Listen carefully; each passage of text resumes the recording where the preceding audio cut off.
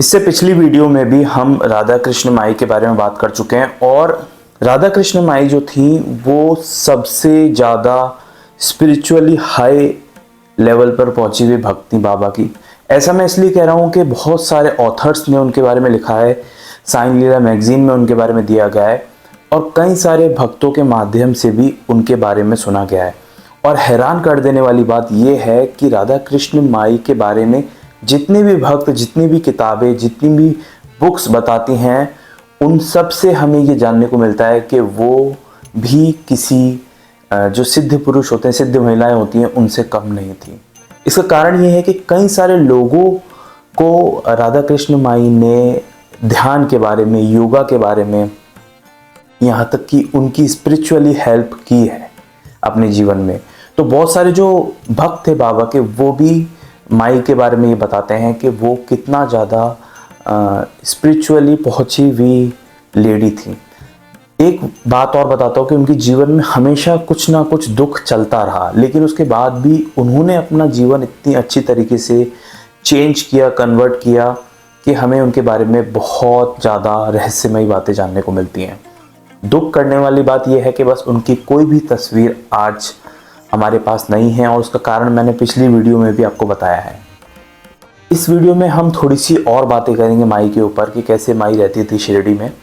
और साथ ही बात बताऊं तो ये वीडियो भी पूरी तरह से माई के डिस्क्रिप्शन, माई के बारे में बताने में सक्षम नहीं है, क्योंकि माई का जो चरित्र है, माई की जो कहानियाँ हैं, वो इतनी ज़्यादा और इतनी विशाल थी। और इतनी विशाल कहानियाँ होने के बाद भी राधा कृष्ण माई की कोई भी तस्वीर हमें देखने को नहीं मिलती। तो ये कितनी आप एक दूसरे की कॉन्ट्राडिक्टरी बातें हैं कि, और सबसे बड़ी कॉन्ट्राडिक्टरी बात यह है कि जो राधा कृष्ण माई हैं वो 8 या 10 साल शिरडी में रही होंगी, उससे ज़्यादा नहीं। अगर मैं गलत नहीं हूँ तो 25 की उम्र में वो शिरडी आई थी और 35 में उन्होंने शरीर का त्याग किया था। तो 8-10 साल के बीच में ही वो शिरडी में रही और उससे ज़्यादा नहीं रही। वहीं बहुत सारे लोग ऐसा बताते हैं कि 8 से 10 साल के बीच उन्होंने वो सब कुछ प्राप्त किया था शिरडी में रहकर, बाबा के गुरु के सानिध्य में रहकर, जो 50-50, 60-60 साल शिरडी में रहने के बाद भी लोग नहीं पा पाए थे।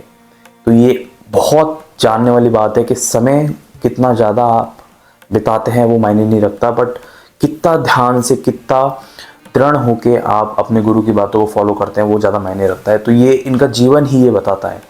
सबसे पहले बात करूँ तो इन्होंने बताया था कि गीता का एसेंस क्या है। इन्हें गीता और अलग अलग धार्मिक पुस्तकें पढ़ने का बहुत शौक था, जिसमें इन्होंने एक श्लोक में गीता का एसेंस बताया था। वो श्लोक आपने सुना भी होगा, कायेन वाचा मनसेन्द्रिये वा, अगर मेरा प्रोनाउंसिएशन सही है। तो इस श्लोक को उन्होंने बताया था कि ये पूरी गीता का एसेंस है। और कुछ लोगों ने पूछा भी ऐसा क्यों। ये जो श्लोक है, इसका मीनिंग है कि मैं अपनी स्पिरिचुअल सोल, बॉडी, शरीर, विचार और जो भी कुछ मैं अपना समझता हूँ वो सब कुछ मैं लॉर्ड नारायण यानी कि भगवान को समर्पित करता हूँ। तो इस पूरे श्लोक का मतलब यही है। और राधा कृष्ण माई ने भी कहा था कि पूरी जो गीता है उसका सार भी यही है। तो ये श्लोक को बहुत इम्पोर्टेंट एक दर्जा दिया था। माई ने बताया था कि ये श्लोक अगर आप समझ गए तो आप पूरी गीता का एसेंस समझ सकते हैं। और भी माई के बारे में बात करेंगे। देखिए, होता ये था कि जैसा कि मैंने आपको बताया कि माई 8 से 10 साल रहीं सिर्फ शिरडी में, और उनका एक दिनचर्या रहती थी, वो ये रहती थी कि जब वो स्नान वगैरह करके आती थी द्वारका माई में, उनकी रिस्पेक्ट बाबा के प्रति इतनी ज़्यादा थी कि बाबा के सामने वो घूंघट काट के रहती थी। और घूंघट काट के रहना मतलब बाबा का सारा ही काम, द्वारका माई की सफाई करना, भक्तों का ध्यान रखना, आरती समय पे हो रही है ध्यान रखना, ये सब करते हुए भी वो घूंघट रहती थी और कभी भी बाबा के सामने वो घूंघट नहीं हटाती थी। आउट ऑफ रिस्पेक्ट बाबा के इतना ज़्यादा प्रेम के साथ साथ अपने गुरु के लिए इतनी ज़्यादा इज्जत होना, अगर हम उनके बारे में पढ़ेंगे तो हमें समझ में आएगा। बहुत सारे लोग ये भी बताते हैं कि जब बाबा बैठे रहते थे द्वारका माई में, तो वो जो सीढ़ियाँ हैं द्वारका माई की, वो भी नहीं चढ़ती थी बाबा के प्रेजेंस में। मतलब इतनी रिस्पेक्ट थी, वो नीचे ही रहती थी और घूंघट में रहती थी। वहीं कुछ ऑथर्स इस बारे में भी बताते हैं कि जो राधा कृष्ण माई थी वो पिछले जन्म में कुछ क्लोजी रिलेशन, कोई फैमिली मेम्बर या कुछ क्लोज रिलेशन में थी बाबा के प्रीवियस बर्थ में।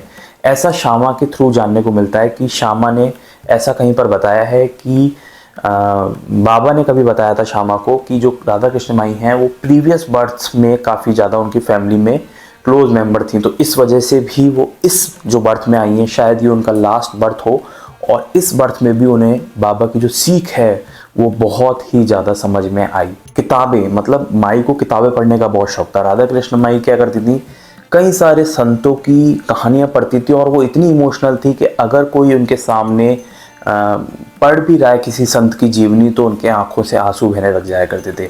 इस तरह का चरित्र था, और उनकी फेवरेट जो ग्रंथ था, पुस्तक थी, वो थी तुकाराम गाथा। और उसमें से भी शुरू के दिनों में जब वो शिरडी आई थी तो बाबा के सामने भी वो जो तुकाराम गाथा है उसमें से अलग अलग गीत और जो भी उसमें भजन दे रखे होंगे वो बाबा के सामने सुनाया करती थी, जिन्हें बाबा बहुत पसंद करते थे। कई सारे भजन सुनना, संतों की जीवनी पढ़ना, ये राधा कृष्ण माई का एक इम्पॉर्टेंट काम था दिनचर्या का, तो वो भी इसमें मग्न रहती थी, और उन्हें उनकी फेवरेट थी तुकाराम गाथा। और भी कई सारे ग्रंथ वो पढ़ती थी। अच्छा, हमें ऐसा जानने को मिलता है कि बाबा को पान का बीड़ा बहुत पसंद था, तो अक्सर राधा कृष्ण माई जो हैं वो गोविंद पान, एक पान का टाइप होता है, नाम होता है। इसके डिस्क्रिप्शन में नहीं जाऊंगा क्योंकि जो पूरी ये चीज़ है ये एग्जैक्टली मुझे भी नहीं मालूम कि गोविंद पान कैसा होता है, बट मैंने पढ़ा कि गोविंद जो पान है वैसा पान बाबा के लिए भिजवाती थी राधा कृष्ण माई, क्योंकि बाबा को पान बहुत पसंद था। पान का बीड़ा बाबा को बहुत पसंद था। और अक्सर जो है डॉक्टर गावनकर जो बाबा के भक्त भी रहे हैं, उनके थ्रू भी हमें जानने को मिलता है कि बाबा कई बार कई सारे पान के बीड़ा खाया करते थे, क्योंकि उनको उसका बहुत शौक था, और अलग अलग भक्त उनके लिए लाया करते थे। और आज भी साईं संस्थान में ये जो प्रक्रिया है बाबा को पान का बीड़ा का भोग अर्पित करना, ये आज भी चला आ रहा है, ये हम देख सकते हैं।